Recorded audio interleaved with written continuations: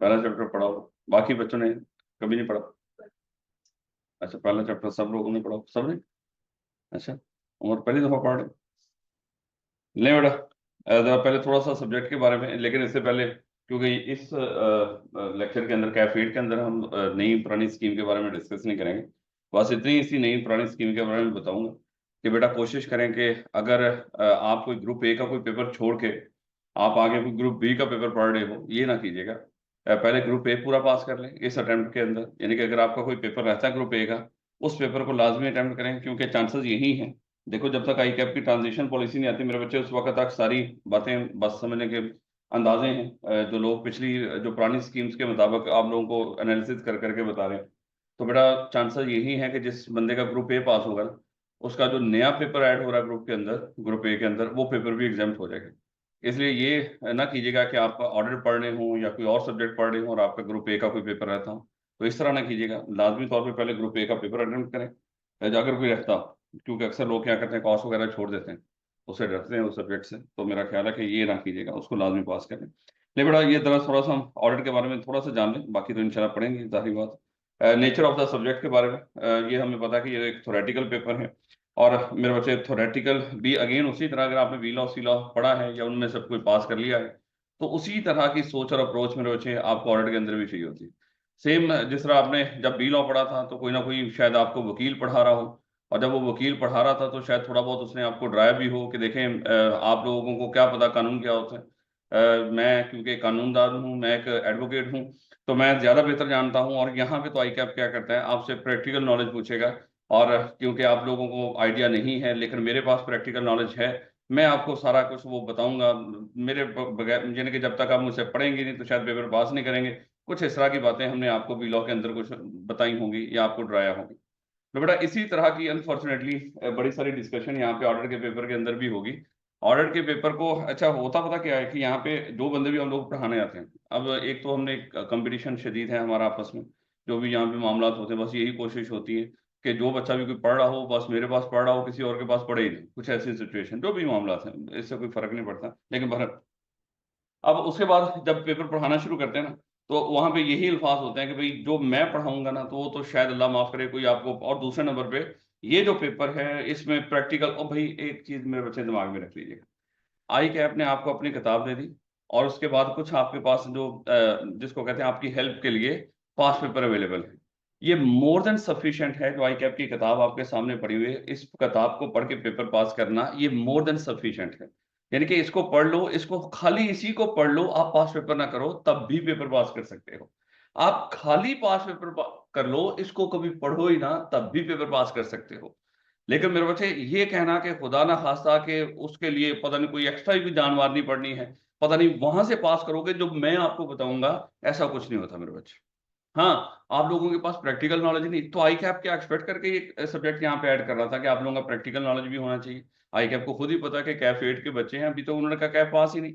जब कैफ पास नहीं तो उनके पास प्रैक्टिकल नॉलेज कैसे आ सकता है? वो तो जब कैफ पास कर लेंगे फिर जाएंगे फर्म में, फिर इनके पास। और दूसरे नंबर पे मेरे बच्चे खुद सोचें, ये तो फिर कैफ 8 का पेपर है, आगे एडवांस ऑडिटिंग भी तो पड़ी हुई है एडवांस ऑडिटिंग, और वो भी बगैर प्रैक्टिकल नॉलेज के बच्चे पास करते हैं उस पेपर को। अब आप सोचेंगे बेटा ये कैसे सर पॉसिबल हो सकता है कि कैफे जो एडवांस ऑडिटिंग होगा वो बगैर उसके। मेरे बच्चे कई बच्चे ऐसे हैं जो अपने सारे के सारे जो आर्टिकल्स हैं वो टैक्स के अंदर करते हैं, उन्होंने कभी ऑडिटर की शक्ल भी नहीं देखी और उनकी कभी रोटेशन भी नहीं की फर्म्स के अंदर, उन्होंने उनका भी सीए क्वालिफाई है, तो उन्होंने ऑडिट कैसे पास कर लिया हो? मेरे बच्चे वो सारे का सारा किताब इज मोर देन सफिशिएंट। ये जितना आई कैप ने जो भी आपको स्टडी रिसोर्स दे रखे हो कि ये वो एरिया है, यानी कि ये वो रिसोर्सेज हैं जिनको आप यूज करके ये पेपर पास कर सकते हैं, तो मेरे बच्चे वही हमारे लिए काफी है। उससे ज्यादा हमें सोचने की जरूरत ही नहीं कि मैं कहाँ से मैं क्या करूं, मेरे पास प्रैक्टिकल नॉलेज नहीं है। और दूसरे नंबर पे अब यहाँ पे जब हम पढ़ाएंगे मेरे बच्चे देखें, कुछ ऑर्गेनाइजेशन है जिनको आप जानते हो, हम क्या करेंगे जब भी कोई कॉन्सेप्ट पढ़ते हैं हमारी कोशिश होती है कि हम क्या करें उसके साथ आपको लिंक कर दें। देखिए आप सीएफई खुद एक ऑर्गेनाइजेशन है, क्या यहाँ पे एक पूरा निजाम नहीं चल रहा है जो बाकी कंपनीज के अंदर चल रहा होता है? किसी हद तक मिलता जुलता है। इसी तरह कुछ और ऑर्गेनाइजेशन हैं, जैसे मान लो कि बैंकों में आप फीस जमा करवाने जाते हो आई कैप की, कुछ बड़े स्टोर्स हैं जहां से आप खरीदो फरोख्त करते हो, कुछ ऑनलाइन सेटअप हैं जहां पे आप ट्रांजेक्शन करते हो, तो कुछ ऐसी जगह हैं जिन कारोबार के साथ आपका कहीं ना कहीं ताल्लुक है। तो हम क्या कर सकते हैं, जब हम आपको पढ़ाएं जो किताब के अंदर लिखा हो, हम आपको लिंक कर दें, थोड़ा सा आपको गाइड कर दें कि देखिए अगर आप सीएफई में आए CFE में अगर आप एडमिशन कराएं, एडमिशन ऑफिस में जाएं, तो वहां पे किस तरह के कंट्रोल्स हो सकते हैं, वहां पे किस तरह का सिस्टम हमारा चल रहा होगा, उन चीजों को, किताब वाली चीजों को उसके साथ लिंक कर करके आपको पढ़ाएं। तो मेरे बच्चे यही तरीकाकार होता है। उसके बाद अगर हम सोचेंगे पहले आपको प्रैक्टिकल नॉलेज दें, जब भी कोई टॉपिक आया करेगा हम एक बस मंगवाया करें, बस में आपको बैठाएं, पहले आपको किसी कंपनी में लेके जाएं और वहां पे आपको सारा कुछ होता दिखाएं, तो फिर। और दूसरे नंबर पे मेरे बच्चे, आई कैप ने अब कर दिया ये इंडस्ट्री आर्टिकल्स। इंडस्ट्री आर्टिकल में बच्चों ने ऑडिट तो नहीं करना, उसमें तो वो बेचारे जस्ट जो ऑडिटर आया करेंगे किसी फॉर्म में से, वो जस्ट उसको कभी जो उससे रेलिवेंट कभी उसके पास डाटा पड़ा होगा, जो वहां पे आर्टिकल्स कर रहा होगा बच्चा, जो उसके पास डाटा पड़ा होगा, कि वो तो नौकरों की तरह वहां पे काम कर रहा है, उसको तो एक डिपार्टमेंट में बैठा दिया, अकाउंट्स के डिपार्टमेंट में, वो अकाउंट के जो नॉर्मल वहां पे बीकॉम एमकॉम जो लोग बैठे होते हैं जो काम कर रहे होंगे, वही कर रहा होगा वहां पे। तो उसने तो कभी जिंदगी में ऑडिट नहीं करना है। वो तो जस्ट क्या करेगा, जब ऑडिटर आया करेंगे, जब कभी ऑडिटर को कोई इन्फॉर्मेशन उससे चाहिए होगी, जाके उससे बात किया करेगा और वो उसको इन्फॉर्मेशन दे देगा। इस बच्चे का क्या बनेगा बेचारे का, ये अपने पेपर कैसे पास करेंगे। तो मेरे बच्चे, एक सिर्फ ये बातें आपको बताने का मकसद ये था, ये चीज लेकर आना दिमाग में कि ये बड़ा प्रैक्टिकल, और आई कैप के एग्जामिनर की अप्रोच बड़ी ही चेंज हो गई है। और भैया कितनी की चेंज होगी, जितने इस दफा का लेटेस्ट पेपर उठाओ और पिछले 5 पेपर्स के साथ उसको कंपेयर कर लो, और मुझे बताओ कि इस दफा कौन से सरखाब पेपर उसने लगा दिए जो पिछले उसमें नहीं लगे हुए थे। सेम उसी, और कुछ क्वेश्चन तो डिट्टो वही है जो लास्ट आया हुआ है, कोई 2-3 अटेम्प्ट पहले वही उठा के आई कैप ने दे रखे। तो मेरे से इस तरह का कुछ नहीं होता, बस आपको पता कि बच्चों ने एक हिजान बर्पा करना होता है। ये फॉर्चुनेट भी है या अनफॉर्चुनेट कह लो, जो भी है, बच्चे जाते हैं, उन्होंने कम से कम दिखाना तो होता है ना कि भैया देखो, माइंड बनाना होता है। पेपर तो मैंने दे दिया, पता नहीं मैं पास होऊंगा कि नहीं, तो ऐसा करते हैं हम पेपर के ऊपर डाल देते हैं, पेपर ही बड़ा मुश्किल था आई के आपके एग्जामिनर के। और फिर हम यहाँ पे जब टीचर लोग खड़े होते हैं, तो हम भी आगे आप लोगों को एक पहले ही आप लोग डरे हुए माशाल्लाह, और आपको डराना शुरू कर देते हैं क्या आई क्या, अब तो आप बदल गया है, अब तो वो रहा ही नहीं, अब तो मान लो कि वो हमसे नाराज है बच्चों से, वो चाहते ही नहीं हमें पास करे। भाई आई कैप चाह रहा है बच्चे पास कर ले, आई कैप यकीन कर लो तल्ले मिन्नत कर रहा है, पहली दफा आई कैप कॉलेजेस में आके लोगों को गाइड कर रहा है कि भैया हम चाहते हैं आप लोगों को पास करें, बस आप थोड़ा सा इरादा कर लो। लेकिन हम इरादा होने ही नहीं देते, हम कहते हैं कि ये पेपर आ गया, अब ये पेपर ही कुछ और ही चीज आ गई, बस अब मैं हूं या आप हैं, बस इसी ताल्लुक से ही ये पेपर पास होगा, अदरवाइज तो ये पेपर पास ही नहीं हो सकता। नहीं मेरे बच्चे, इवन देन जितने थ्योरेटिकल सब्जेक्ट्स हैं सीए के अंदर, आप सेल्फ स्टडी करके भी पास कर सकते हैं। बस अभी इस टाइम ड्यूरेशन के दौरान, खास तौर पे जब बच्चा कैप में हो, क्योंकि अभी बहुत ज्यादा मैच्योर नहीं होता और उसके पास उतना ज्यादा नॉलेज नहीं होता, कर सकते हो आप इकट्ठा, आप चैट जीपीटी को इस्तेमाल करो, आप यूट्यूब को इस्तेमाल करो, आप पढ़ लो, तो कर लोगे, ये जो लिखा हुआ है उसको याद कर लो बस। 7 पास पेपर है, बेहतरीन आपके पास सोर्सेज अवेलेबल है, तैयार कर लो। बस वो टाइम थोड़ा सा ज्यादा लगेगा, टाइम कम होने की वजह से बस ये कोशिश होती है एक तरतीब से हम टीचर के साथ लग जाते हैं, एक तरतीब से करते जाएंगे, साथ साथ असेसमेंट भी होती जाएगी, कुछ इस तरह के मामला। तो ये मेरे बच्चे थोड़ी सी मैंने आपको बता दिया कि मेरे बच्चे, ये कोई बंदा कहे कि खुदा ना खासा बगैर प्रैक्टिकल नॉलेज के ये कोई इस तरह का, तो आपके पास है ही नहीं। तो इसका मतलब आप कभी पेपर पास ही नहीं करोगे। वो जो लोग मैथ सर्टिफिकेट लेते हैं गोल्ड मेडल, क्या वो किसी फर्म में से उठ के आके ये पेपर दे रहे थे? नहीं मेरे बच्चे, आप जैसे ही हैं, और ये किताब तैयार करनी है बस। खैर, तो नॉलेज बेस है मेरे बच्चे, और उसके बाद जो नॉलेज आप हासिल करोगे इस किताब के अंदर, जिस तरह बिल्कुल बी लॉ के अंदर आपको अप्लाई करवाया गया था, उसी तरह यहाँ पर भी आपसे अप्लाई करवाएंगे। यहाँ पर भी ऐसा नहीं होगा कि खुदा ना खासा किताब से हट गई कोई सिनेरियो दे रहा हो ही नहीं। अब देखो ना, हम टीचर लोग भी कितने सियाने हैं, जैसे ही पेपर होता है हम क्या करते हैं, उसके पास पेपर्स को तरतीब देते हैं कि ये क्वेश्चन कहाँ से आया है, ये क्वेश्चन कैसे, इसका मतलब सारा किताब से ही आया है सारा। जब आप एलोकेट कर देते हो ये क्वेश्चन नंबर ये फलाने चैप्टर से आया है, होता नहीं कि चैप्टर वाइज हमने पास पेपर बनाया होता है। तो जब सारे क्वेश्चन उठा के चैप्टर वाइज हम एडजस्ट कर देते हैं, उस वक्त हम कहते हैं कि ये बाहर से आया, ये तो हमारे कोई चैप्टर था ही नहीं, ये क्वेश्चन वहां से आ गया। वहां पे हम फिट कर देते हैं, लेकिन साथ ही कह देते हैं कि आई क्या पता नहीं कुछ और ही पूछ रहे हैं। ऐसा कुछ नहीं मेरे बच्चे, आपकी किताब से ही पूछ रहे हैं। उसके बाद मेरे बच्चे, ये थोड़े से एक और चीज के, क्योंकि हमें आई कैप की किताब से थोड़ी सी नफरत पैदा की जाती है हमारे दिमाग के अंदर कि आई कैप की किताब शायद ये मुश्किल लिखी हुई है या कुछ और है। लेकिन कुछ चीजें मेरे बच्चे जो आई कैप पूछता है डायरेक्टली, और आई कैप मिलियंस खर्च करता है इन किताबों के ऊपर। मैं हमेशा बच्चों को कहता हूँ कि आई कैप की कोशिश है कि बच्चे हमारी किताब पढ़ें, और किताब पढ़ाने के लिए वो क्या करते हैं, कुछ लाइनें उठा के डिट्टो जो किताब के अंदर आपके दे रखी हैं, वो मेरे बच्चे ये स्प्रिंग 2024, जो अभी आप 25 में जाओगे, ये लास्ट से लास्ट अटेम्प्ट के सवाल हैं। मेरा ख्याल है कि ये कितने मार्क्स बनते हैं टोटल? 23 मार्क्स। तो 23 मेरे ख्याल कोई 25 से 30 नंबर अराउंड। आई कैप क्या करता है, ऑर्डर के अंदर भी जिस तरह उसके अंदर तो चले कोई 34 तक दे रखे हैं ना बी लॉ के अंदर या सी लॉ के अंदर, कि 30 to 34 मार्क्स आई कैप पूछता है। तो यहाँ पे मेरे बच्चे को 25 से 30 नंबर, यहाँ पर भी आई कैप स्ट्रेट फॉरवर्ड, ये तरतीब से मैंने उठाया हुआ सवाल।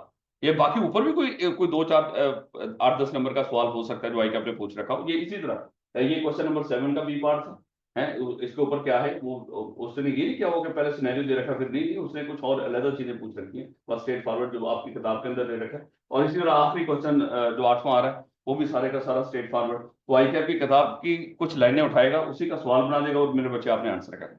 आप खुद सोचेंगे थ्योरी के पेपर के अंदर क्या हम इस चीज को इग्नोर कर दें, ये जो 25-30 नंबर हैं कि मेरे बच्चे इसको गोली मारो पास अप्लाई करना ही सीखो। तो बेटा अप्लाई करने में तो फिर अगर नॉलेज उस वक्त आपने सही तरीके से किसी चीज को पिक कर लिया, समझ लिया कि यहाँ पे आई कैप क्या डिमांड कर रहा है, उसके मुताबिक आंसर करोगे फिर ये। जबकि यहाँ पे तो आपने किताब पढ़ के चले जाओ तो आपको पता है कि कहाँ से पूछा और आपने वो आंसर करना है। ये तो नंबर तकरीबन तकरीबन पक्के होते हैं मेरे बच्चे। है, ये तो बी लॉ के अंदर या बाकी सब्जेक्ट्स आपने दे रखे हैं उसके अंदर भी जहाँ से ये सबसे ज्यादा उम्मीद दिलाते थे हमें।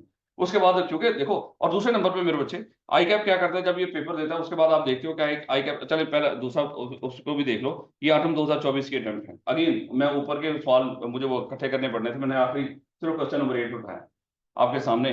तो मेरे बच्चे इसी तरह मेरा ख्याल है कि यहाँ पे कितने 20, बाकी बात तो 20 नंबर यहाँ पर भी ऊपर भी होगा, ऊपर भी 5-7 नंबर के होंगे, इस तरह हमेशा कुछ है, आप जो मर्जी अटेम्प्ट उठा लीजिएगा। तो मेरे बच्चे इस चीज को भी हमने फोकस करना है कि हमने किताब को याद भी करना है। अब कोई बंदा कहे कि नहीं नहीं किताब को याद नहीं करना, ये तो कोई बंदा रटवा रहा है आपको या फलाना कर रहा है, तो मेरे बच्चे को तो हमारी मजबूरी है। या तो कहो कि आई क्या ये मान जाए कि भैया मैं ये नहीं पूछूंगा, सिर्फ आपसे एप्लीकेशन पूछूंगा, फिर तो ठीक हो गया, हम किताब को याद नहीं करेंगे। इसलिए मेरे बच्चे याद रखिएगा हमारी मजबूरी है कि हमने क्या करना है, हमने किताब को याद करना है। जब याद करेंगे समझ के याद करेंगे, अगर समझ के याद करेंगे तो फिर मेरे बच्चे हमारा जो एप्लीकेशन वाला पोर्शन वो भी हो जाएगा। अगर खाली याद करेंगे फिर इंशाल्लाह 20 में से मेरा ख्याल 14-15 नंबर तक आ जाएंगे, तो उससे अगर काम चल सकता है तो इट्स ओके। लेकिन मेरे बच्चे याद करने के साथ साथ उसको समझना भी है ताकि हमारा एप्लीकेशन वाला एरिया सॉल्व हो जाए। उसके बाद मैं एक बात बता रहा था आपको जिसको मैंने कहा कि मैं ये भी डिस्कस कर लें। ओहो, चलें कोई बात नहीं बेटा, ये सिलेबस थोड़ा सा ओवरव्यू कर देख लो। 4 हिस्से हैं हमारे सिलेबस के, बहरहाल करना सारा ही है, इसको करने देखने की जरूरत है, ये जरा थोड़ा सा काम का है। हमारे 15 चैप्टर्स हैं मेरे बच्चे, और 15 चैप्टर्स को 4 हिस्सों में डिवाइड करके देख लेते हैं, ये हमारे काम का होगा फिर भी थोड़ा सा। अगर हम देखें सबसे पहले मेरे बच्चे हमारा जो ग्रेड ए है, ग्रेड ए में मेरे बच्चे कोई 15 से 25 नंबर, और इसमें चैप्टर 1, 2 और 13 आएंगे। यानी कि यहाँ पे हम सीखेंगे जिसको कहते हैं ना कि शुरू ऑडिट होता क्या है। तो मोस्टली मेरे बच्चे ऑडिट से रिलेटेड जो बातें हैं कि ऑडिट क्या है वो यहाँ पे। और फिर ये जो एरियाज हैं, ये जो 2 एरियाज हैं, ये हम क्या करेंगे, ऑडिट जब हमने सीख लिया कि ऑडिट क्या है, ऑडिट फिर परफॉर्म कैसे होगा मेरे बच्चे, वो मेरे बच्चे यहाँ पे होगा। ऑडिट की परफॉर्मिंग जो एक्चुअली हम फील्ड में जाते हैं जब काम करते हैं, तो मेरे बच्चे जब चले इस तरह कर लो, जब कल इंशाल्लाह आप अपनी फर्म बनाएंगे तो फर्म बना के सबसे पहले आपने एक तो ये समझ लिया आपने ऑर्डर क्या है, और ऑर्डर के बाद जब कोई फर्म आपके पास आया करेगी उस क्लाइंट को एक्सेप्ट करना है कि नहीं, उस तरह की सारी बातें मेरे बच्चे यहाँ पे हम सीखेंगे। उसके बाद जब आपने किसी क्लाइंट को एक्सेप्ट कर लिया फिर आपने ऑडिट परफॉर्म करना है, ये भी देखेंगे ये क्या क्या क्या एक्सेप्ट करना क्या होता है, ऑडिट परफॉर्म करना क्या होता है। और फिर मेरे बच्चे यहाँ पे एक तीसरी चीज होती है, वो है आपने एक रिपोर्ट देनी है।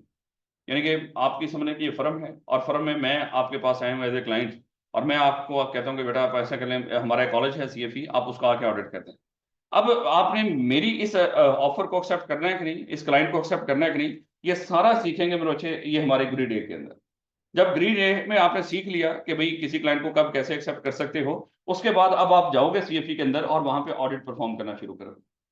जब आपने ऑडिट परफॉर्म कर लिया, एविडेंस वगैरह इकट्ठी कर ली, ये क्या होती है ये सीखेंगे। उसके बाद मेरे बच्चे आपने आखिर पे जाके एक रिपोर्ट देकर वहां से निकलना होता है। हाँ, क्योंकि हम अभी पढ़ेंगे कि ऑडिटर 1 साल के लिए अपॉइंट होता है, तो हर साल याद है बचपन के अंदर जब आपने सी लॉ पढ़ा था, तो सी लॉ के अंदर हमने डिस्कस किया था कि एक AGM होती है, एनुअल जनरल मीटिंग, और AGM का अगर आपको याद हो एक ऑर्डिनरी बिजनेस थी, और ऑर्डिनरी बिजनेस 4 में से एक ऑडिटर की अपॉइंटमेंट था और उसकी रेम्यूनरेशन। इसका मतलब हर साल ऑडिटर अपॉइंट होता है, एक AGM के कंक्लूजन से लेकर दूसरे AGM के कंक्लूजन तक, और जब वो AGM एक AGM से दूसरे AGM पे जाके रिटायर हो रहा होता है एक रिपोर्ट देके जाता है मेरे बच्चे, वो रिपोर्ट मेरे बच्चे हम जाके पढ़ेंगे ग्रेड डी के अंदर। तो रिपोर्ट के 2 चैप्टर हैं यहाँ पे, चैप्टर नंबर 14-15 और ये 15 से 20 नंबर।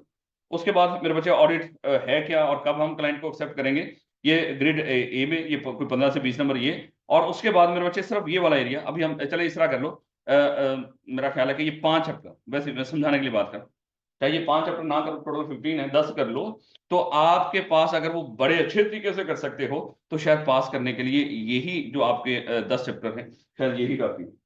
लेकिन मैं ये नहीं कहूंगा कि ये 5 कर लो तो शायद उससे काम चल जाएगा, नहीं मेरे बच्चे यहाँ पे तकरीबन कोई 35 से 40 नंबर का पेपर आएगा इन 5 चैप्टर में से। लेकिन बाकी इसमें से तकरीबन कोई 60 से 70 के करीब पेपर आएगा, तो शायद उसमें से हम पास कर ले, सिर्फ 10 चैप्टर कर लो और साथ उसके 5 पेपर कर लो। सिर्फ समझाने के लिए बात कर रहा हूँ, ये करना तो हमने सारा ही है मेरे बच्चे, उसके बगैर तो गुजारेंगे। ये आई कैप की पासिंग रेशो इसमें कोई बहुत ज़्यादा गंदी नहीं होती, क्योंकि ये ज़रा थोड़ा सा सीनियर लेवल है। खुद सोचेंगे बच्चे माशाल्लाह इनरोल्ड कितने और आए कितने, तो पहला दिन ही उनको लग रहा है कि पहले एक फजूल क्लास होती है। ठीक हो गया भैया, मान लिया आपकी बात कि फजूल क्लास होती है, तो आई कैप की पासिंग रेशो भी जरा थोड़ी सी, क्योंकि बच्चे की सीनियरिटी लेवल बढ़ गया, तो आई कैप की passing ratio as compared to बीलॉग थोड़ी सी कम है, कोई 2-4% का फर्क होगा, यानी कि उसी तरह का रिजल्ट है जिस तरह का बीलॉग वगैरह में होता है।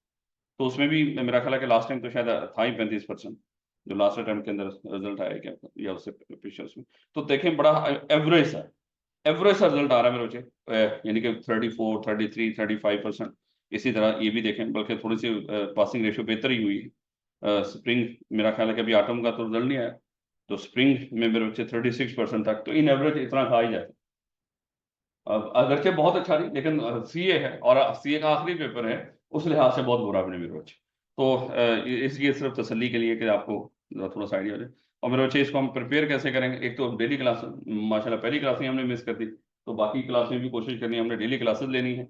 और डेली क्लास के साथ साथ मेरे बच्चे लाजमी है, ये लाजमी है, ये ऑप्शनल नहीं है।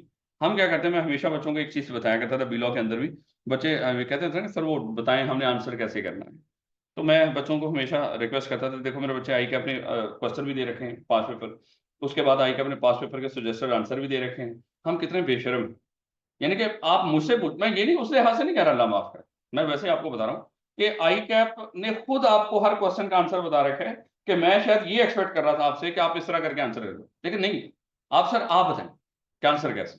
आई कैप लिख लिख के आपको बता रहा है। मैं तो हवाई बातें बताऊंगा ना मेरे बच्चे, पहले क्या करो, हम लॉ में जैसे बात करते थे, पहले आप लॉ की परवीन लिखो, फिर उसको रिलेट करो, फिर आप कंक्लूजन दे, तो मैं तो हवा में बातें कर रहा हूँ, जबकि आई कैप ने उसके आंसर लिख लिख के आपको बताया, लेकिन नहीं सर, पता नहीं ये अजीब सा मामला। और उसके बाद एक और चीज दिमाग में रखिएगा, आई कैप ने जब आपको उसके आंसर बताए हैं, क्या आई कैप ने सिर्फ आंसर लिखा होता है या सजेस्टेड आंसर लिखा होता है? आई कैप खुद अपनी किताब के अंदर भी जब आपको आंसर बता रहा है, उसके सजेस्टेड आंसर के नाम से मेरे बच्चे बताता है कि ये सजेशन है मेरी तरफ से, हतमी नहीं है मेरे बच्चे, ये नहीं कि ये कंक्लूसिव बात है कि यही जो आंसर मैं बता रहा हूँ यही है। अब देखो आई कैप कुछ क्वेश्चन ऐसे होंगे, सॉरी ये जो पीछे हम देखे हैं स्ट्रेट फॉरवर्ड क्वेश्चन के अलावा, बाकी आई कैप के जितने भी क्वेश्चन जो जो एप्लीकेशन बेस्ड क्वेश्चन आएंगे, अगर सामने मेरे बच्चे, मेरा ख्याल है कि एवरेज कितने बच्चे बैठ रहे हैं पेपर के अंदर, कोई 5,000 के करीब बच्चे, चले पीछे कम थे जरा, जब ये नई स्कीम का मामला हुआ, जब ये थोड़ी सी तादाद बढ़ी है इन एवरेज यहाँ पे।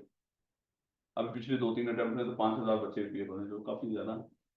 तो 5, क्योंकि कई बच्चे होते हैं ना पिछले पेपर छोड़ छोड़वा के माशाल्लाह ऑर्डर में, बड़ा पेपर है वो, एक दोस्त आगे जा रहा है तो उसके साथ साथ ही हमने रहना है, पिछले अपने पेपर छोड़ के उसके साथ बैठ जाते हैं आगे। तो ये 5,000 बच्चे, अगर मैं कहूं कि जो जो एप्लीकेशन बेस्ड सवाल आए होंगे, 5,000 के 5,000 वहां पे आंसर आए हैं अलग अलग। और आई कैप का एग्जामिनर क्या करता है, बड़ा ही मेरे बच्चे सियाना बंदा, मेरा ख्याल है कि वैसे तो मैं कुछ एरियाज में इन लोगों से मुतफिक नहीं होता, अल्लाह माफ करें, लेकिन किसी का मुतफिक होना कोई जरूरी भी नहीं होता, लेकिन बहरहाल इस मामले में मैं इस बात पे बिल्कुल एग्री हूँ कि आई कैप का जो एग्जामिनर है, जो पेपर चेक करने वाला, वो यकीन कर लो नरम दिल इंसान, वो जालिम नहीं है। क्योंकि मेरा बच्चा अगर वो जालिम होता, जो जो हशर आप मौत में करके जाते हो ना यहाँ पे, है उस लिहाज से तो यकीन कर लें आपको गेट के अंदर भी एंटर ना होने दिया जाए, कि भाई अभी आप 1 वीक के बाद यहाँ पे आ गए हो, अभी तबाही फेर के आए हो वहाँ पे मौत के अंदर। और मौके में कई शर्मिंदा होते हुए बच्चे पहले तो पेपर ही नहीं देते मौके, क्योंकि तैयारी कोई नहीं। और मेरा ख्याल है कि 90% बच्चा मौक नहीं देता, 90%, ये मैं आपको बता रहा हूँ। तो सारे कॉलेजेस का डाटा इकट्ठा कर लीजिएगा, इतने बच्चे अगर 5,000 बच्चा अपियर हुआ आई कैप में, तो मेरा ख्याल है कि शायद उसमें पूरे कॉलेजेस से डाटा कट 500 बच्चा भी ना हो जिसने मौक दिया, तो 4500 बच्चा तो माशाल्लाह पहले वैसे ही शहजादा है। और उसके बाद जिन 500 ने दिया उनका रिजल्ट चेक कर लीजिएगा, उनमें से भी 90% आते ही नहीं रिजल्ट देखे, गोली मारो हमें पता है तो हमने किया क्या है। हाँ कुछ होते हैं जिनको है कि भाई हमने कुछ किया, तो हमें एटलीस्ट आइडिया हो। तो ये मेरे बच्चे हमारा मामला होता है, तो 5,000 डिफरेंट आंसर होंगे। और आई कैप का एग्जामिनर क्या करेगा, बड़ी ईमानदारी से कोशिश करेगा कि जिस बंदे ने करीब करीब मुझे आंसर दे दिया मैं उसको कंसिडर करूं, क्योंकि डिटो तो हो ही नहीं सकता, ये तो आप भूल जाओगे आपने बिल्कुल सही आंसर कर दिया। तो आई कैप का एग्जामिनर हर बच्चे का आंसर उसके जिस तरह, देखो आप एक एग्जाम प्रेशर में बैठे हो और वहां पे बैठ के पेपर सॉल्व करना 3 घंटे के अंदर, और हम क्या करते हैं उसको हफ्तों लगाते हैं, इवन आई कैप हफ्तों लगाते हैं। आई कैप भी जाके उसका सोल्यूशन अपडेट करेगा आंसर के ये रिजल्ट के बाद। और आई कैप भी माशाल्लाह क्या करता है कि पहले वो टीचर्स को भेजेगा, फिर सोल्यूशन भी साथ भेजेगा कि भाई हमने ये सजेशन, आपकी तरफ से भी कोई सजेशन है इस सोल्यूशन के अंदर आप भी दे दो, यानी कि हमने भी सोल्यूशन इकट्ठा किया उस बंदे से जिसने ये क्वेश्चन बना के दिया है, लेकिन बाकी भी 2-4 टीचर से वो क्या करते हैं, मजीद सोल्यूशन बनवाते हैं कि इसके अल्टरनेटिव सोल्यूशन आप भी दे दें। तो फिर जाके खुद सोचेंगे इस तरह करके वो क्या करेगा, वो आपके उससे कंपेयर कर रहा होगा। तो इसलिए खुदा के लिए बस आपने कोशिश करनी है कि जितना हो सके, और थ्योरी के पेपर में कभी जाहिर बात है वो तो हम आखिर तक कह रहे होते हैं, आपने कुछ छोड़ के नहीं आना, सारा कुछ अटेम्प्ट करना। और उसके बाद में रशा आपको पता ही हमारे टेस्ट का मामला होता है, टेस्ट लाजमी दें।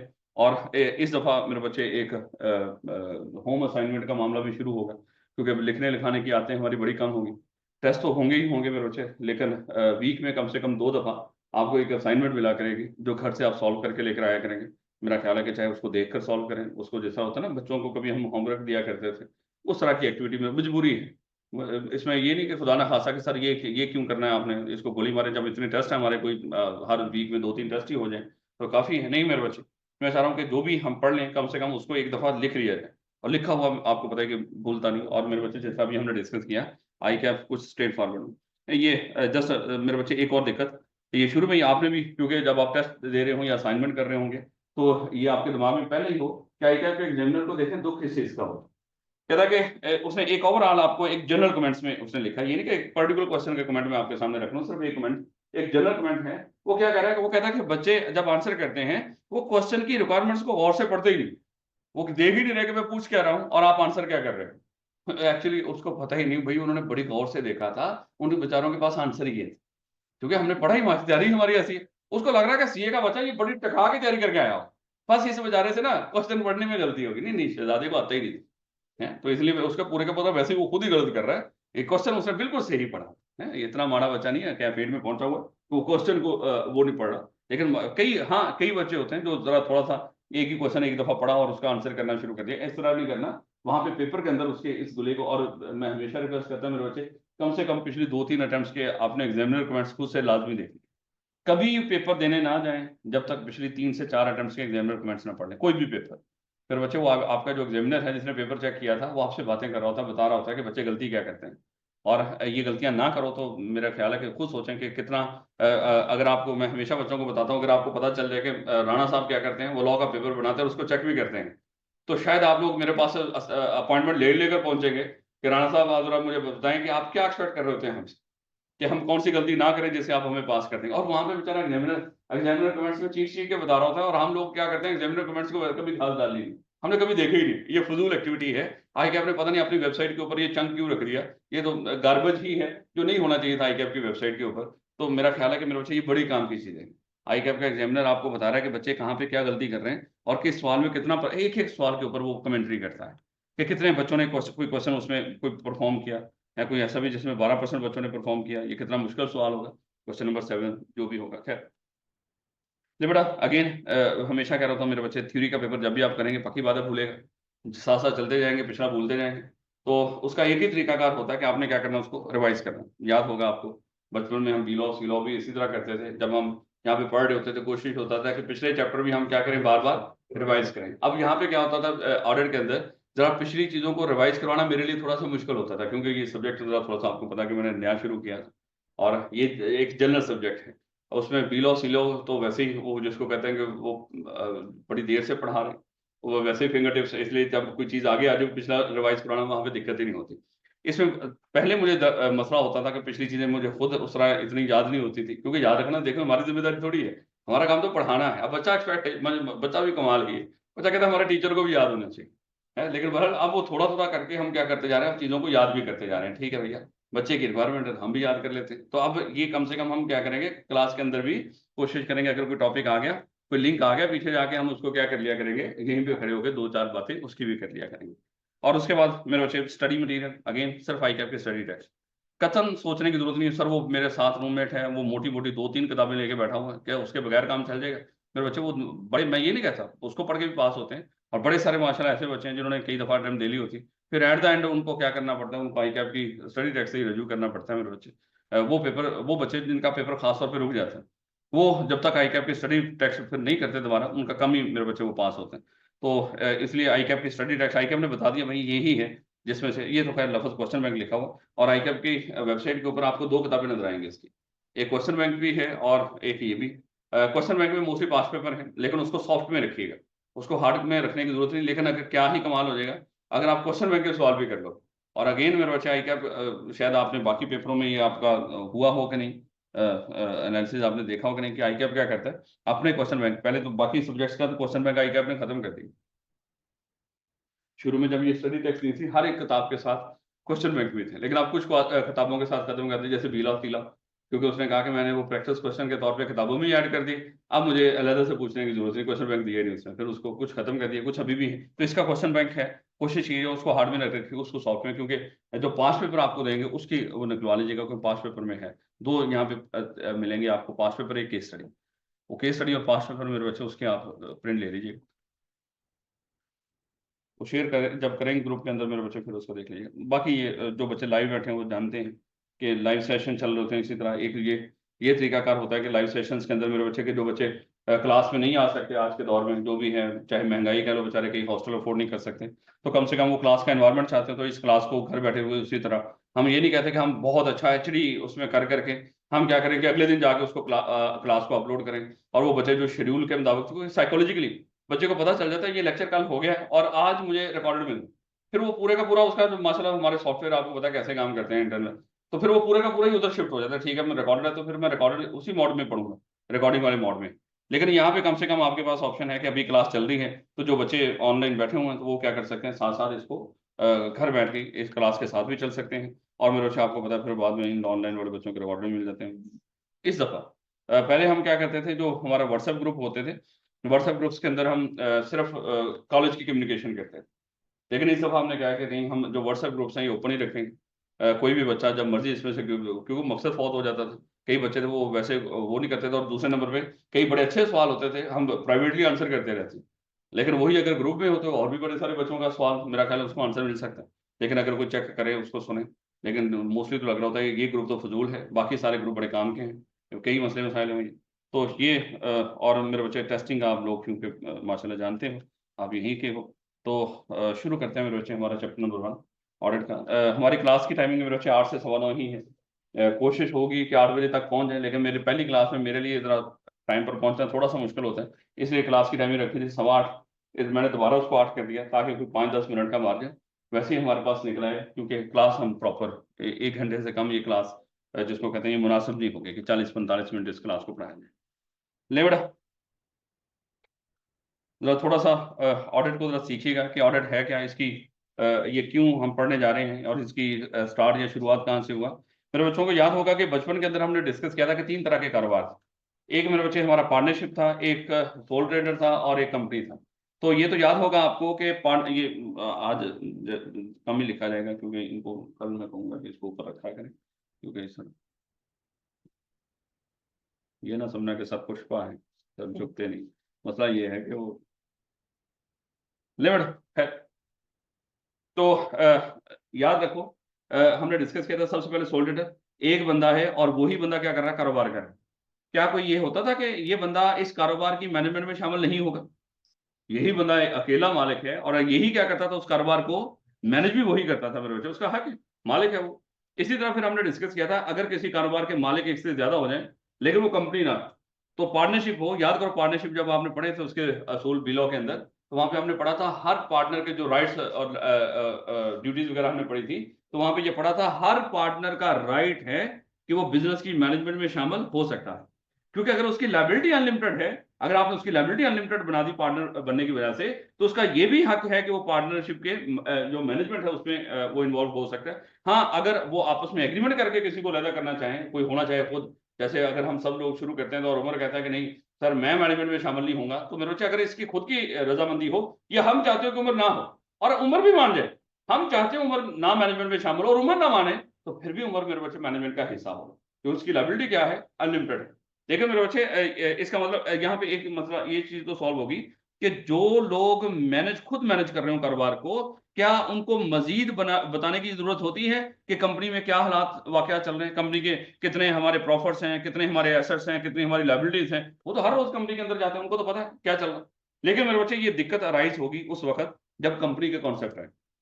अब मेरे बच्चे जानते ही हैं, याद करें बचपन में हमने डिस्कस किया था कि कंपनी में क्या था कि कुछ लोग मिलकर एक कंपनी बनाते थे, और जिस दिन हमने डिस्कस किया था कंपनी बन जाती थी, रजिस्टर्ड हो जाती थी, तो कंपनी खुद एक इंसान बन जाती थी, कंपनी एक सेपरेट पर्सन बन जाती है। और फिर हमें यह भी पता है कि इस इंसान की जो मैनेजमेंट और कंट्रोल है, इस इंसान का जो मैनेजमेंट और कंट्रोल है, फिर बच्चे वो चला जाता था बोर्ड ऑफ डायरेक्टर्स के पास। और हमें यह भी याद है कि बोर्ड ऑफ डायरेक्टर मेरे बच्चे हमेशा हम कहां से अपॉइंट करते थे? शेयर होल्डर में, मेंबर में से बोर्ड ऑफ डायरेक्टर है। हाँ, एक्सेप्शन भी थी, स्वाय 4 एक्सेप्शंस के। तो बोर्ड ऑफ डायरेक्टर हमेशा कहां से अपॉइंट होता था मेरे बच्चे? शेयर होल्डर में से। लेकिन मेरे बच्चे ये भी आपको याद होगा कि वो सारे के सारे शेयर होल्डर डायरेक्टर नहीं बनते कंपनी के अंदर हैं, जिनके पास कोई खास किस्म की शेयर होल्डिंग हो और वो डायरेक्टर का इलेक्शन लड़ते थे। अगर वो डायरेक्टर्स का इलेक्शन जीत जाते हैं तो तभी मेरे बच्चे वो क्या बनते हैं? वो उस कंपनी के डायरेक्टर बनते थे। हाँ, कोई छोटी कंपनी हो तो छोटी कंपनी के अंदर अगर से यहाँ पे भी हम इस चीज को पढ़ेंगे, हमारे ऑडिट के अंदर भी इस चीज का जिक्र आया करेगा कि फलानी एक प्राइवेट कंपनी है, उसके मान लो के 5-6 शेयर होल्डर हैं, और वो 5 के 5 जो शेयर होल्डर हैं वो सारे के सारे डायरेक्टर भी हैं। फिर सिचुएशन कुछ और हो जाएगी, हम फौरन से कुछ कुछ और सोचना शुरू कर देंगे। लेकिन मेरे बच्चा मोस्टली बाय डिफॉल्ट जो हमें पता है, जैसे बड़ी कंपनी है, कोई पब्लिक कंपनी हो खास तौर पे, उसमें आपको पता है कि मेरा ख्याल है कि उसमें मेंबर्स की तादाद की भी कोई लिमिट नहीं होती। तो मेरे बच्चे उसके अंदर क्या होते हैं, कोई 8-10 डायरेक्टर होते हैं, बाकी सारे के सारे शेयर होल्डर मेरे बच्चे वो मालिक तो हैं लेकिन कंपनी की मैनेजमेंट में इन्वॉल्व नहीं है। अब यहाँ पे जब ये कंपनी का कॉन्सेप्ट आया और हमने कंपनी बनाकर कुछ लोगों के स्पुर्द कर दी जिनको हम कहते हैं डायरेक्टर्स, तो मेरे बच्चे अब क्या ये डायरेक्टर्स क्या करेंगे? इस कंपनी को मैनेज करेंगे, इस कंपनी को चलाएंगे। हैं, कंपनी के मालिक घर बैठे हुए और कंपनी को चला रहे हैं उसके डायरेक्टर। अब मेरे बच्चे क्या इन लोगों का, ये जो मालिक हैं जिनको हम शेयर होल्डर कहते हैं, क्या इन शेयर होल्डर्स का मेरे बच्चे हक है कि इन डायरेक्टर्स जिनके सपुर्द उन्होंने कंपनी की, उनसे पूछें था भाई बताओ हमारी कंपनी में क्या चल रहा है? क्या उनका हक है कि नहीं? तो उनके हिसाब, या सादा अल्फाज में ये कह लो, क्या इन डायरेक्टर से हिसाब का मांगना क्या शेयर होल्डर्स का हक है कि नहीं? बिल्कुल हक है। चलो मान लो कि हम कहते हैं उनको हक को बेचारे का उनको पता ही नहीं कि हमारा हक है। कई शेयर होल्डर होते हैं बेचारे, उन्होंने थोड़े से पैसे लगाए होते हैं, उनको अपने हक का पता ही नहीं होता। जैसे हम पाकिस्तानी हैं, पाकिस्तान के शहरी हैं, हमारे जो मोस्टली शहरी हैं उनको अपने हकूक का पता ही नहीं। कई और लोग आपको बता रहे थे आपके आइन के अंदर आपके ये हकूक हैं, फलाने कानून के अंदर आपके ये हकूक, लेकिन हमें पता नहीं। इसलिए तो जो वकील होते हैं, वकीलों को बाकी लोग थोड़ा सा कम ही छेड़ते हैं, ये जो इदारों वाले, क्योंकि वकीलों ने जरा थोड़े से वो आइन शाइन और इस तरह की जो किताबें हैं जहाँ पे कुछ आम पब्लिक के राइट्स होते हैं उन्होंने पढ़ी होती है, उनको पता होता है हमारे राइट्स क्या हैं और इन लोगों की ड्यूटीज क्या है। तो यहाँ पे मेरे बच्चे इसी तरह का, चाहे शेयर होल्डर को बेचारे को पता हो या ना पता हो कि भाई मेरा हक है कि मुझे हिसाब किताब दो, लेकिन डायरेक्टर्स की हमने क्या कर दी? ड्यूटी लगा दी। कानूनी तौर पे डायरेक्टर, कानूनी तौर पे, अखलाकी तौर पे नहीं, कानूनी तौर पे डायरेक्टर्स की ड्यूटी है कि डायरेक्टर्स क्या करेंगे मेरे बच्चे? इस कंपनी का हिसाब किताब शेयर होल्डर के सामने रखेंगे। अब मेरे बच्चे अगली बात आती है कि हिसाब किताब वो किस शक्ल में रखेंगे। अगर तो आप जिन बच्चों ने सी लॉ पढ़ लिया, फिर तो ये अक्सर मैं इस तरह की बातें करूंगा कि हमने सी लॉ पढ़ लिया या R1 पढ़ लिया, कुछ इस तरह की वो चीज, कुछ चीजें हुआ करेंगी जो लिंक किया करेगी। लेकिन उसका मतलब ये नहीं कि मैं बात आपको कह दूं कि आपने सी लॉ पढ़ लिया और वहीं पे पढ़ लिया। नहीं नहीं, सिर्फ रेफर करने के लिए कि आपको चीज याद आ जाए, वो फजूल चीज नहीं थी, आपने पढ़ी थी कभी। तो जब हमने मेरे बच्चे सी लॉ पढ़ा था और सी लॉ में बुक्स ऑफ अकाउंट्स का एक कॉन्सेप्ट पढ़ा था। देखो, फाइनेंशियल स्टेटमेंट्स की बात नहीं कर रहा मैं बात कर रहा हूँ बुक्स ऑफ अकाउंट्स की।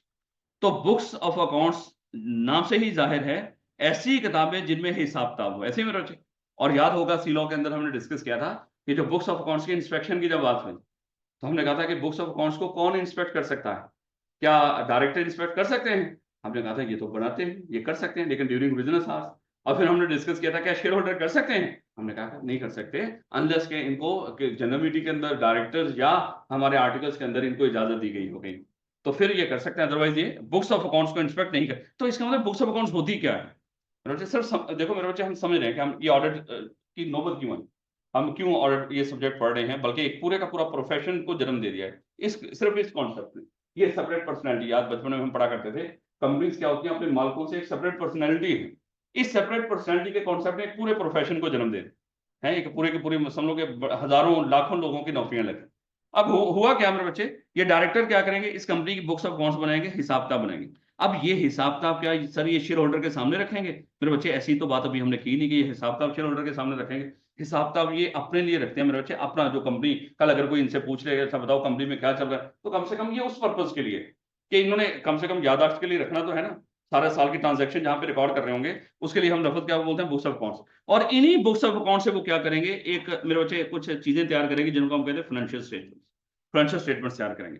अब ये जो फाइनेंशियल स्टेटमेंट्स, मेरा ख्याल है बचपन में आपने पढ़ लिया था एलिमेंट्स ऑफ फाइनेंशियल स्टेटमेंट्स, कौन कौन से हुआ करते थे, क्या क्या था बोला? Elements of financial statements, statement of, ठीक हो गया, statement of financial business, statement of changes in equity, notes to the accounts और कैश फ्लो स्टेटमेंट। ऐसे ही था ना, कैश भी कहते थे ना, ठीक हो। तो ये 5 तरह के मेरे बच्चे एलिमेंट्स, इन्हीं 5 चीजों को हम क्या कहते थे, फाइनेंशियल स्टेटमेंट्स। देखो फिलहाल तो ना छठी है और ना ही 4। फाइनेंशियल स्टेटमेंट्स का लफ्ज जब भी बोला जाता है एक सेट के लिए बोला जाता है, और उस सेट के अंदर कितने हैं बोला, 5 चीजें। तो मेरे बच्चे ये डायरेक्टर क्या करेंगे, इन्हीं बुक्स ऑफ अकाउंट से फाइनेंशियल स्टेटमेंट्स तैयार करें। अब मेरे बच्चे कॉमन सेंस वाली बात है, मेरा ख्याल है, मुझे बताओ मेरे बच्चे, अगर ये बुक्स ऑफ अकाउंट्स ही ना हो, ये बुक्स ऑफ अकाउंट्स ही गलत हो, इसके अंदर हो मेरे बच्चे मिस स्टेटमेंट्स हो, लफ्ज क्या बोलेंगे, मिस स्टेटमेंट्स। फिलहाल चाहे अभी मिस्टेक का लफ्ज बोलो, आगे जाके हम डिस्कस करेंगे इसका मिसस्टेटमेंट भी क्या होती है। इसके अंदर बस इतना याद रखो कि इसमें मिसस्टेटमेंट हो मतलब क्या है, गलती हो। अगर इसके अंदर गलती हो in financial books of accounts के अंदर, तो फाइनेंशियल स्टेटमेंट कहां से बनती है, बुक्स ऑफ अकाउंट्स।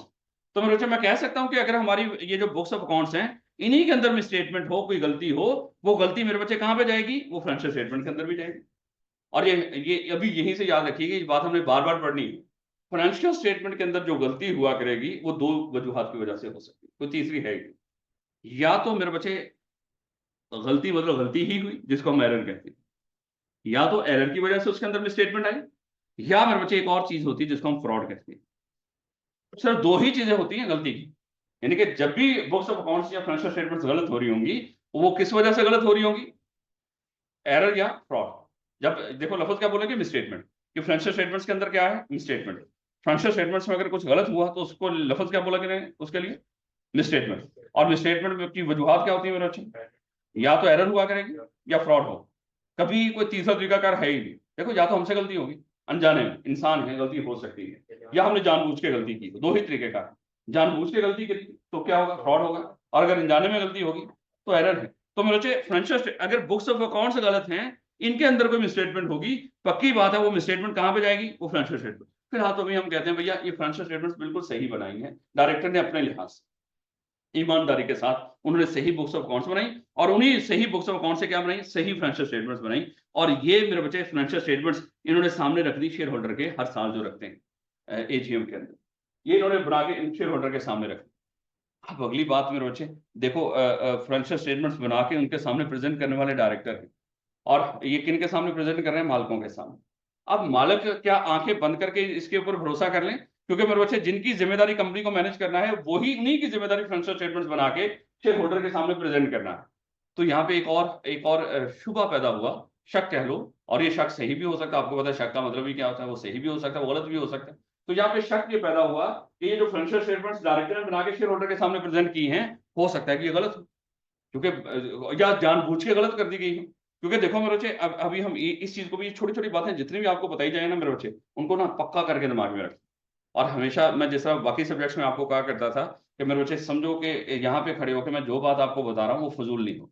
हाँ अल्लाह के खुदा ना खासा कुछ हम पॉलिटिकल बात करें, और पॉलिटिकल बात भी फिलहाल वो फजूल नहीं है। हमारा मुल्क समझो कि पूरा स्टेक पर है इन पॉलिटिकल मामलों के लिए, लेकिन जो भी इसके अलावा कोई हम बात करें, पक्का करके उसको ना समझने की कोशिश करें। जैसे अभी हमने एक चीज सीखी कि जो कंपनी की मैनेजमेंट और कंट्रोल किनके पास होता है, डायरेक्टर्स। डायरेक्टर्स क्या तैयार करते हैं, बुक्स ऑफ अकाउंट्स। देखो पहले बुक्स ऑफ अकाउंट्स, उन्हीं बुक्स ऑफ अकाउंट से क्या वो बना रहे होते हैं, फाइनेंशियल स्टेटमेंट्स। क्या ये बुक्स ऑफ अकाउंट या फाइनेंशियल स्टेटमेंट्स के अंदर कोई मिसस्टेटमेंट हो सकती है, हो सकती है। क्या हमें ये पता चल गया कि मिसस्टेटमेंट की वजूहात कितनी होती है, 2 ही वजूहात हो सकती है, कौन कौन सी बोला, या तो एरर है या फ्रॉड। एरर क्या है, जो अनजाने में होगी हो गलती, और फ्रॉड क्या है, जो जानबूझ के हमने गलती की हो। तो फाइनेंशियल स्टेटमेंट्स अगर गलत हुई, तो मेरे बच्चे ये जो शेयर होल्डर हैं, ये जब उन फाइनेंशियल स्टेटमेंट्स को यूज करेंगे, मान लो कि हो सकता है कोई शेयर होल्डर सोच रहा है मैं मजीद इस कंपनी के शेयर खरीद लेता हूँ, या कहीं कोई दूर एक और बंदा बैठा हुआ जिसको हम कहते हैं एक प्रोस्पेक्टिव इन्वेस्टर है, वो सोच रहा है कि मैं इस कंपनी के शेयर खरीदूं, लेकिन वो भी वेट कर रहा था कब फाइनेंशियल स्टेटमेंट्स बन के मेरे सामने आए और मैं सोचूं कि मुझे इस कंपनी में इन्वेस्ट करना चाहिए कि नहीं, अगर प्रॉफिट होगा तो मैं इन्वेस्ट करूंगा, नहीं तो। और उधर मेरे बच्चे डायरेक्टर्स की भी कुछ इंटरेस्ट है इन फाइनेंशियल स्टेटमेंट्स के अंदर। डायरेक्टर्स को पता है अगर ये फाइनेंशियल स्टेटमेंट्स हम अच्छी करके दिखाएंगे तो हमारा जो जो रिस्क और रिवार्ड है वो भी फाइनेंशियल स्टेटमेंट के साथ ही जुड़े होंगे। जितनी फाइनेंशियल स्टेटमेंट अच्छी होंगी, ये डायरेक्टर्स को भी मेरे बच्चे उतना ही फायदा मिलेगा। अब यहाँ पे इस चीज का भी खदशा है। आपको क्या लग रहा है कि डायरेक्टर इन फाइनेंशियल स्टेटमेंट्स में अच्छा दिखाएंगे या गलत दिखाएंगे या सही दिखाएंगे? हैं, मेरे बच्चों को कोशिश करेंगे अच्छा करके दिखाएं, सही करके दिखाएं, क्योंकि अगर वो सही और अच्छा करके दिखाएंगे उससे किनको फायदा होगा, डायरेक्टर्स को डायरेक्टली फायदा होगा। इसलिए मेरे बच्चे चांसेस थे कि ये फाइनेंशियल स्टेटमेंट्स हो सकता है गलत, लेकिन मेरे बच्चे कैसे पता चलेगा ये गलत है या सही है, क्योंकि डायरेक्टर्स ने ही ये बुक्स ऑफ अकाउंट्स तैयार की, डायरेक्टली फाइनेंशियल स्टेटमेंट बना। तो यहाँ पे फिर एक और कॉन्सेप्ट आ गया एक बंदे का, वहां पे मेरे बच्चे इन्हों का क्या ऐसा कहते हैं, इन फाइनेंशियल स्टेटमेंट्स को हम चेक करवाते हैं, एग्जामिन करवाते हैं। क्या लफ्ज बोलेंगे? एग्जामिन करवाते हैं, चेक करवाते। सादा लफ्ज है तो चेक करवाना, लेकिन हम वो टर्म बोलेंगे जो रेलिवेंट होनी चाहिए। हम इन फाइनेंशियल स्टेटमेंट्स को एग्जामिन करवाते हैं। लेकिन एग्जामिन किससे करवाएंगे? किसी बंदे से, किसी बंदे से। लेकिन वो बंदा बड़ा काबिल होना चाहिए। हमने कहा कि सर वो काबिल कौन हो? वो कहता है कोई चार्टर्ड अकाउंटेंट हो या कोई कॉस्ट एंड मैनेजमेंट अकाउंटेंट हो, कोई ऐसा बंदा होना चाहिए। ये प्रोफेशनल्स हैं, ये पढ़े लिखे हैं, कोई वकील की बात नहीं कर। देखो दो ही बंदे पाकिस्तान में जो ऑडिट कर सकते हैं, वो दो ही बंदे हैं। या तो वो चार्टर्ड अकाउंटेंट हो सकता है या कॉस्ट एंड मैनेजमेंट अकाउंटेंट हो सकता है। हाँ, इनका इनका नो डाउट ऑडिट के अंदर थोड़ा सा लिमिटेड स्कोप है, जो आगे जाके हम डिस्कस करेंगे। सिर्फ प्राइवेट कंपनी का ऑडिट कर सकते हैं, सिर्फ प्राइवेट कंपनी का, और ऐसी प्राइवेट कंपनी जिसका पेड अप कैपिटल 3 मिलियन से ज्यादा ना हो, यानी कि 3 मिलियन तक। ऐसी प्राइवेट कंपनी जिसका पेड अप कैपिटल 3 मिलियन तक हो। बस ऐसी कंपनी जो छोटी है, वो चाहे तो आप चार्टर्ड अकाउंटेंट से ऑडिट करवा लो, चाहे कॉस्ट एंड मैनेजमेंट अकाउंटेंट से। तो ये दो ही मेरे बच्चे आज के बाद याद रखिएगा कि पाकिस्तान के अंदर कौन लोग हैं जो ऑडिट कर सकते हैं। दो प्रोफेशन, या तो सीए या एसीएम। और एसीएम में वालों का भी स्कोप क्या है, वो लिमिटेड है, क्योंकि वो जरा फील्ड थोड़ी सी क्योंकि उसमें फाइनेंशियल अकाउंटिंग इतना मेन नहीं है, कॉस्ट एंड मैनेजमेंट अकाउंटिंग, तो इसलिए मेरे बच्चे उनको हमने लिमिटेड सारी वो दे रखे। लो बेटा, ये अब अगली बात आ गई। ये एक बंदा आएगा इंडिपेंडेंट, ये या तो चार्टर्ड अकाउंटेंट होगा या कॉस्ट एंड मैनेजमेंट अकाउंटेंट होगा। वो क्या करेगा? इन फाइनेंशियल स्टेटमेंट्स को एग्जामिन करेगा, चेक करेगा कि फाइनेंशियल स्टेटमेंट सही है कि नहीं। अगली बात, सर ये जो चार्टर्ड अकाउंटेंट है, अगर ये भी डायरेक्टर्स का ही बंदा निकला, या इस चार्टर्ड अकाउंटेंट का कोई अपना करीबी रिश्तेदार इस कंपनी में सीएफओ या किसी अच्छे ओहदे पर हुआ, तो फिर क्या होगा? फिर सत्यानाश हो जाएगा मेरे बच्चे। जाहिर बात है वो डायरेक्टर्स को या अपने किसी रिश्तेदार को प्रोटेक्ट करने की कोशिश करेगा कि अगर मैंने कह दिया कि फाइनेंशियल स्टेटमेंट सही नहीं, इन्होंने जानबूझ के गलत बनाई हुई है, तो उन लोगों की नौकरी चली जाएगी, डायरेक्टर्स की नौकरी भी जा सकती है और मेरे किसी रिश्तेदार की नौकरी भी जा सकती है। तो फिर इसलिए लफ्ज यहाँ पे हम बोला करेंगे, कोई इंडिपेंडेंट बंदा होना चाहिए, इंडिपेंडेंट बंदा होना चाहिए। ऐसा बंदा जिसका कंपनी बनाने वाले और ना ही कंपनी चलाने वाले, इन दोनों के साथ कोई ताल्लुक ना हो। खाली बनाने चलाने चले, बाकी चलाने में तो फिर सारे ही आ जाते हैं ना, डायरेक्टर भी आ जाते हैं और बाकी ऑफिसर्स भी आ जाते हैं मेरे बच्चे। तो एक इंडिपेंडेंट मेरे बच्चे बंदा आएगा जो इन फाइनेंशियल स्टेटमेंट्स को एग्जामिन करेगा, और एग्जामिन करने के बाद वो क्या करेगा? वो एक रिपोर्ट दिया करेगा। वो क्या करेगा? ये जो ऑडिटर इन फाइनेंशियल स्टेटमेंट्स को चेक करने के बाद अपनी एक रिपोर्ट तैयार करके दिया करेगा मेरे बच्चे। और ये रिपोर्ट याद करो, बचपन के अंदर फिर सीलो जो पहले जो एजीएम के अंदर वो जो 4 ऑर्डिनरी बिजनेस थे, सबसे पहला क्या था? फाइनेंशियल स्टेटमेंट्स, डायरेक्टर्स की रिपोर्ट और ऑडिटर की रिपोर्ट। इसका मतलब ये जो ऑडिटर जब ऑडिट किया करेगा इन फाइनेंशियल स्टेटमेंट्स का, तो बदले में आपको क्या देके जा रहा है मेरे बच्चे? सिर्फ एक ऑडिट रिपोर्ट, और कुछ नहीं होता। हाँ, कुछ और चीजें होती है, डॉक्यूमेंटेशन होती है आपस में, क्योंकि वो समझ के वो कम्युनिकेशन है। लेकिन जो आखिर पे जाके आपको देकर जाएगा, वो सिर्फ 1-2 सफे की एक जस्ट एक रिपोर्ट देगा। इस रिपोर्ट के अंदर लिखा होगा ये जो फाइनेंशियल स्टेटमेंट्स हैं ये सही हैं, क्या आप इनके ऊपर रिलाय कर सकते हो या इनके ऊपर रिलाय नहीं करना आप। तो मेरे बच्चे इस रिपोर्ट के अंदर लिखा होगा कि financial statements give true and fair view, क्या ये ट्रू एंड फेयर व्यू दे रही है या नहीं दे रही, यानी कि रिलायबल है या रिलायबल नहीं है। तो मेरे बच्चे इस रिपोर्ट के अंदर लिखा होगा, जिसके बाद ये जो मालिक हैं, वो इस रिपोर्ट की बेस पे इन फाइनेंशियल स्टेटमेंट्स पे डिसाइड करेंगे कि हमने भरोसा करना है या नहीं करना। अब मेरे बच्चे अगर आप जरा थोड़ी सी इन चीजों को देखो, तो यहाँ पे 3 तरह के लोग इन्वॉल्व हैं, ताकि एक कॉन्सेप्ट आगे जाके हमने पढ़ना है इसी चैप्टर के अंदर। तो एलिमेंट्स ऑफ एश्योरेंस एंगेजमेंट वगैरह हमने पढ़ने हैं। तो एलिमेंट्स ऑफ एश्योरेंस एंगेजमेंट, उससे अभी हमें एक पहला पहला जो है उसका एलिमेंट होगा 3 पार्टी रिलेशनशिप। तो हमें वैसे तो आज हम सीख रहे हैं सिर्फ ऑडिट क्यों हम पढ़ क्यों रहे हैं, इसकी वजह या ये कह लो कि ये क्यों इस सब्जेक्ट का जन्म हुआ। तो जो हमें पता चल गया कि कंपनी बनाने वाले लैदा होते हैं और कंपनी चलाने वाले लैदा होते हैं। अगर हमने कंपनी बना के किसी और के सपोर्ट, ये अजीब सा गंद सा लग गया, लेकिन फिर भी इट्स ओके, हमने तो समझने की कोशिश की ना, साथ साथ चले हैं। तो अब कोई बंदा बाद में अभी आके देखेगा, उसको क्या पता चलना यहाँ पे क्या था है। मैंने आपको बताया ना, तो वो अच्छा करके हो सकता था, क्योंकि अब मैं कोशिश करता हूँ जरा थोड़ा सा स्लो भी बोलूँ। अब देखो ना सुबह का मैं कितना स्लो बोल रहा हूँ, तो मैं स्लो भी बोलूँ क्या हूँ, तो मैं स्लो स्लो बोलता हूँ, क्योंकि बच्चे कहते हैं सर अब आप स्पीड से बोलते हैं। तो एक तो मैंने स्लो, और दूसरा ये भी मैंने, ये कहते हैं सर ये क्या बना, तो मैंने कहा यार ऐसी चीजें बनाने के ऊपर ना टाइम नहीं जाया करना चाहिए, मैंने तो बोलना है, तो जितना हो सके बोलूँ ताकि आपको जो ज्ञान मिले। लेकिन मतलब सही हो जाएगा, लेकिन ये जानबूझ के मैंने इसमें, क्योंकि वो हो नहीं रहा है यहाँ पे खड़े हो। अच्छा, ये भी अच्छी बात है, अल्लाह करे याद रहे। ये बचपन वाली बातें हैं, और मोस्टली तो यहाँ पे हमने बचपन वाली बातें ही पढ़ते जाना मेरे बच्चे, नई बातें तो कम ही। सीएफई होगा, आप होंगे, मेरा ख्याल है कि आप माशाल्लाह जानते हो सीएफई को, इतना तो बात का मालिक नहीं जानते जितना आप लोग जानते हैं। तो इसलिए इंशाल्लाह इसका फायदा हो। अस्सलाम वालेकुम। कौन सा सब्जेक्ट है? है पीलो की तो उस कैंपस में क्लास हो, और वो तो है भी काफी लेट है। पीलो की बात कर रहे हो ना या सीलो? पीलो की टाइमिंग मेरा ख्याल है कि 10:15 बजे, और उस कैंपस कोई फ्लैश तो नहीं, देख लेना। 10:15 बजे क्लास है, अभी टैक्स चलेगा वहां पे 9:15 बजे शुरू होगा, तो 9:15 के बाद 10:15 बजे मेरे बच्चे वहां पे पीलो की क्लास ले बेटा है क्लास बिलो है, बिलो यहाँ पे नहीं उस कैंपस शुरू में रूम तो लिखेंगे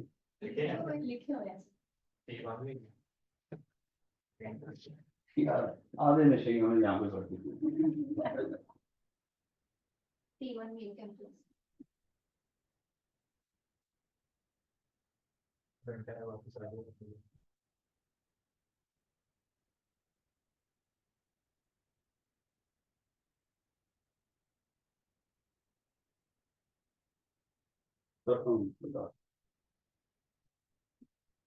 लेकिन लिख कर दे करके कि कहाँ पे क्या है, माशाल्लाह लिखी हुई चीज भी अकल नहीं, तो उसको कैसे वो करना, इस्तेमाल करना। जहाँ पे यूज करनी चाहिए वहां पे संभाल के रखते हैं, और जहाँ पे मना कर दिया गया यहाँ पे अकल इस्तेमाल ना करें, वहां पे भरपूर तरीके से इस्तेमाल करते हैं।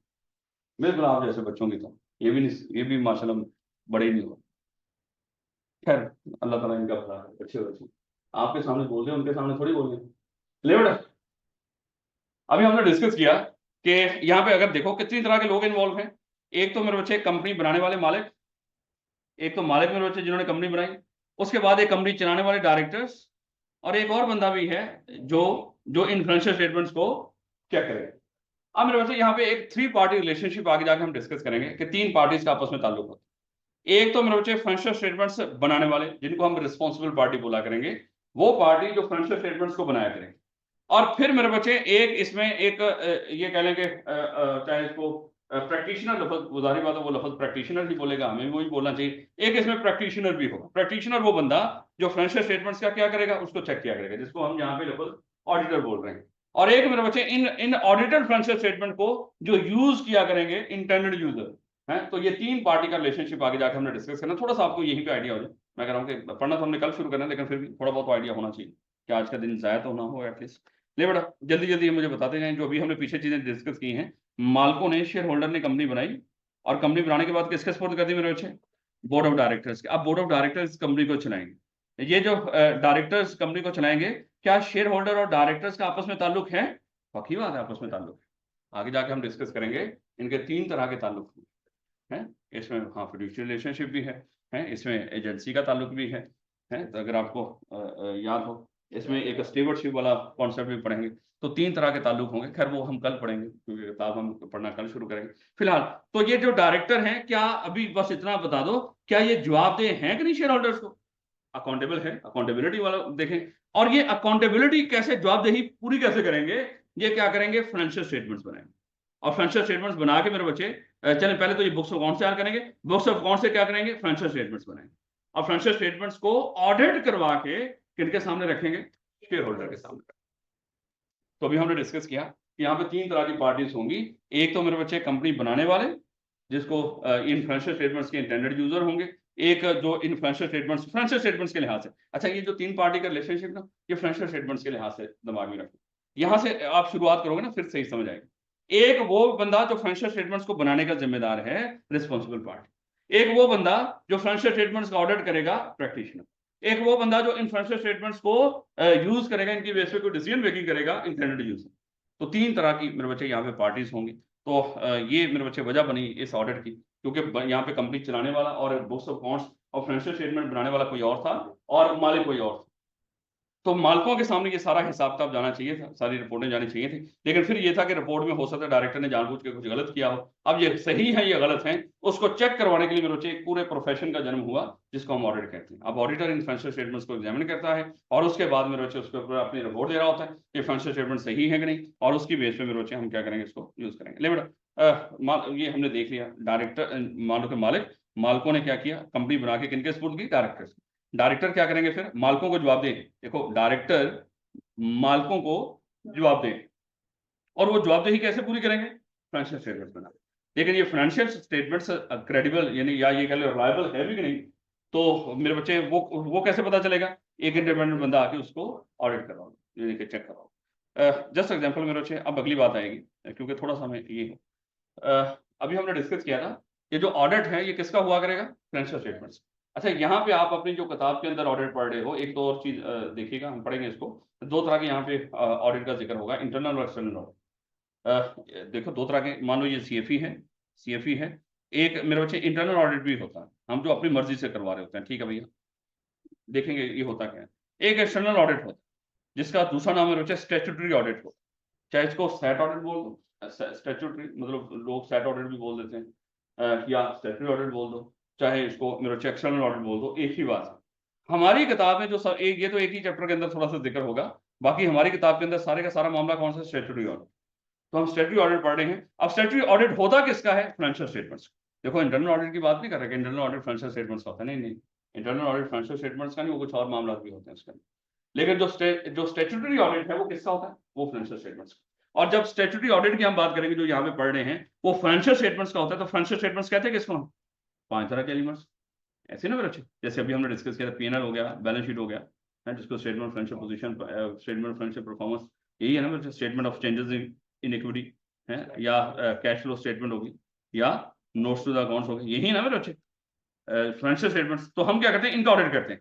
अब इनके अंदर जो भी लिखा होगा, याद रखिएगा, इन स्टेटमेंट्स के अंदर जो भी लिखा होगा, हम हर चीज को ऑडिटर, बीइंग ऑडिटर, हम हर चीज को एग्जामिन किया।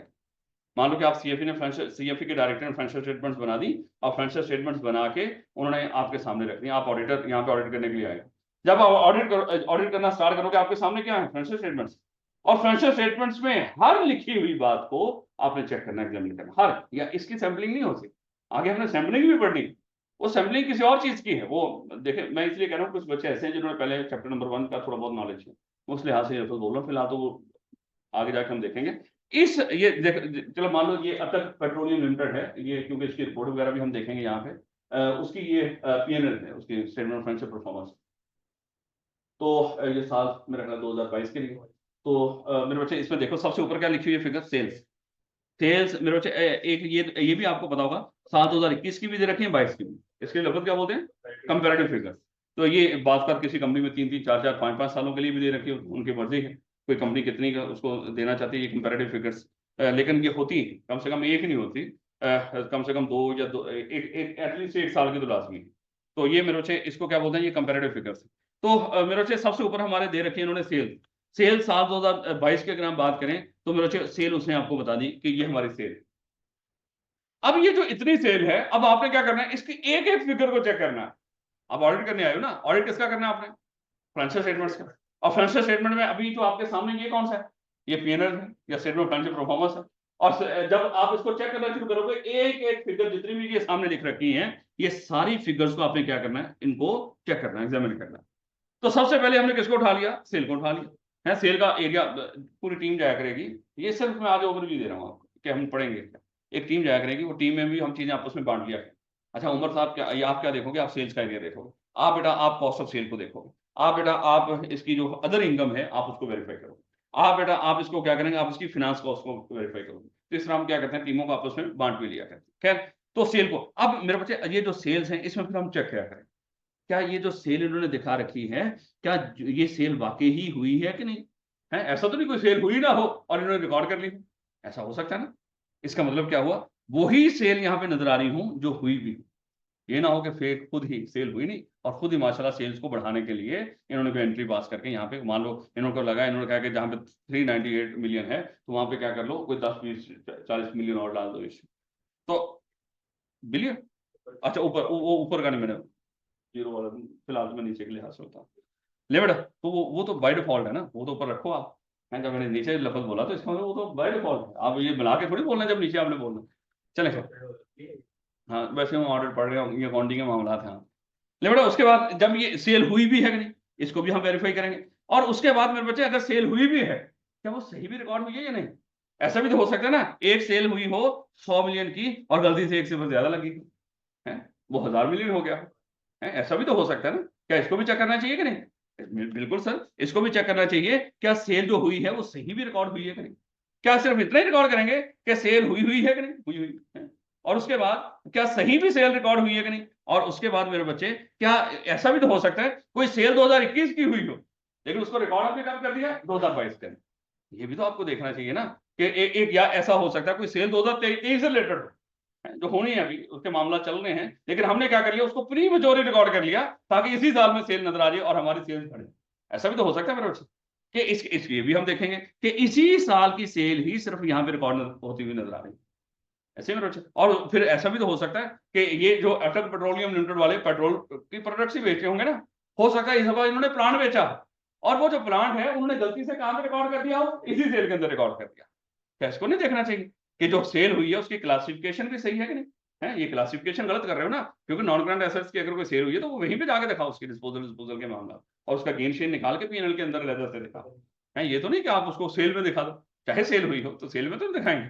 तो ये इसको भी देखेंगे मेरे बच्चे हैं। और उसके बाद मेरे बच्चे कोई सेल ऐसी भी हो सकती है जो हमारी अपनी रिलेटेड पार्टी, याद है सीलॉ के अंदर रिलेटेड पार्टी पड़ी थी, और वहीं पे बताया वहां पर भी था, लेकिन हमने जिक्र नहीं किया कि रिलेटेड पार्टी जितनी भी ट्रांजेक्शन होती हैं हमने उनको डिस्क्लोज भी करना, नोट्स टू द अकाउंट्स के अंदर।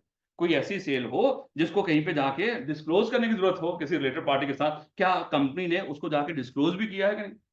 तो ये हर चीज के पीछे, ये जितनी अच्छा ये जितनी भी फिगर्स आपको नजर आ रही, हर फिगर के पीछे हम यही चीजें चेक किया, क्या हुई है, सही है, इसी साल की है, और क्लासिफिकेशन सही है। वो इसी देखिए, आपने एसी खरीदे हैं, और एसी आपने खरीदे हो और यहाँ पे वो इसकी इसकी इस कॉस्ट ऑफ सेल में डाल दी, ये तो गलत है भाई। एसी खरीदे, खर्चा हुआ, लेकिन आप डाल काम कर रहे हो उसको, ये तो गलत है। बात समझ आ रही है कि नहीं? इसी तरह फिर क्लासिफिकेशन, अभी हम वो प्रेजेंट एक और चीज डिस्कस की थी, कुछ ऐसी कोई चीज आपने परचेज की हो जो अपने रिलेटेड पार्टी उसको डिस्क्लोज कर, यही चीजें चेक करनी होती। अच्छा, मजे की बात पता क्या है, ये आगे जाके सारी बहस इसी बात पे होनी जो भी हमने 5 चीजें डिस्कस की पीएनएल से रिलेटेड। अभी बैलेंस शीट की बात नहीं की, सिर्फ आपको बताया है कि ऑडिटर जब ऑडिट करने जाएगा उसके सामने क्या होंगी, ऑडिट किसका करेगा, फाइनेंशियल स्टेटमेंट्स। और फाइनेंशियल स्टेटमेंट्स में भी किसका कर रहा होगा, उसकी एक एक फिगर को चेक करेगा, एक एक फिगर को चेक करेगा, और एक फिगर को बस यही देखेगा कि अच्छा ये लिखा है, सही लिखा, कम से कम ये तो नहीं सेल गया है ही है, नहीं नहीं, खाली ये नहीं, ये तो लिख रखी है उन्होंने। आगे हम वो 5-6 तरह की चीजें और चेक करेंगे उसके बैकएंड में। तो मेरे बच्चे, ये हमारा इंशाल्लाह ये हुआ करेगा, तो यहीं से कल शुरू करेंगे। बस ये बताया कि ये ऑडिट है कि कल से इंशाल्लाह हम इसको पढ़ना शुरू कर देंगे, चैप्टर नंबर 1 से। थोड़ी सी और हल्का सा और एक ओवरव्यू होगा, ताकि हमें शुरू के अंदर थोड़ा सा माइंड मैप बन जाए हमारा।